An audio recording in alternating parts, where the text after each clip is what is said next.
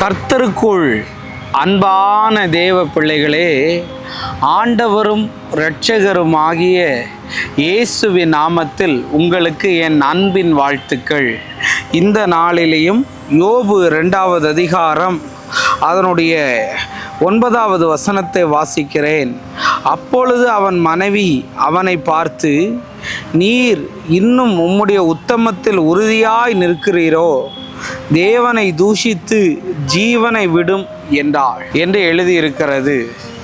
யோபு ஆண்டவருக்காக ரொம்ப பக்தி வைராக்கியத்தோடு, என் வாழ்க்கையிலே நான் வாழ்ந்தாலும் அவருக்காகத்தான், மரித்தாலும் அவருக்காகத்தான் என்ற ஒரு பெரிய உறுதியோடு வாழ்ந்து கொண்டிருக்கிறார்.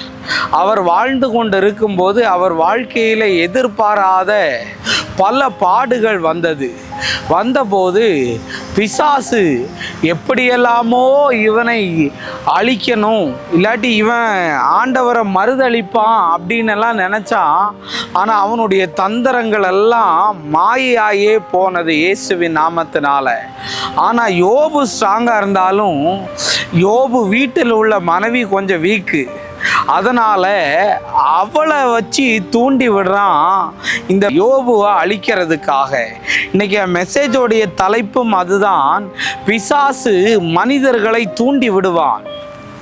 யோபுடைய மனைவியை போய் தூண்டுனா, நீ அவன்கிட்ட சொல்லு, எதுக்கு அவன் இன்னும் உத்தமத்தில் இருக்கிறான், எதுக்கு இன்னும் இந்த பாடுகளுக்குள்ள இருக்கிறான், தேவனை தூஷித்து ஜீவனை விடுன்னு சொல்லி மனைவிக்குள்ளே இருந்து பிசாசு தூண்டி விடுறான். இன்னைக்கு அநேக கணவனுக்குள்ள பிசாசு தூண்டப்படுகிறான், மனைவிகளுக்குள்ளே பிசாசு தூண்டப்படுகிறான், பிள்ளைகளுக்குள்ளே தூண்டப்படுகிறான், சகோதரர்களுக்குள்ளே தூண்டப்படுகிறான், வேலை செய்கிற இடத்துல பாசுக்கு கீழே இருக்கிறவங்களால தூண்டப்படுகிறார்கள்.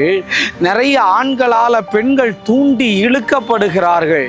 இந்த பிசாசனுடைய இந்த தூண்டுதல்கள் எல்லாம் இயேசுவின் நாமத்தினால அந்த யோபு முறியடித்து அவன் ஜெயித்ததை பார்க்க முடியும்.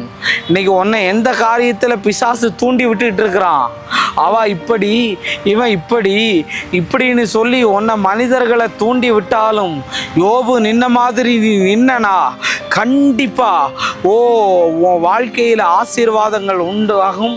யாருடைய தூண்டுதலுக்கும் இடம் கொடுக்காதீங்க. கர்த்தர் பெரிய காரியத்தை செய்வார். நம்ம ஜெபம் பண்ணலாம். அன்பான ஆண்டவரே, இந்த நேரத்துக்காக நன்றி செலுத்துகிறேன்.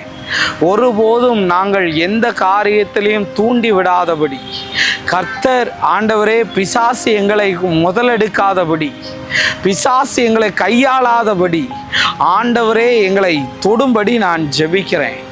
இயேசுவின் நாமத்தில் வேண்டுகிறேன் நல்ல பிதாவே. ஆமேன், ஆமேன். God bless you. கர்த்தர் உங்களை ஆசீர்வதிப்பார்.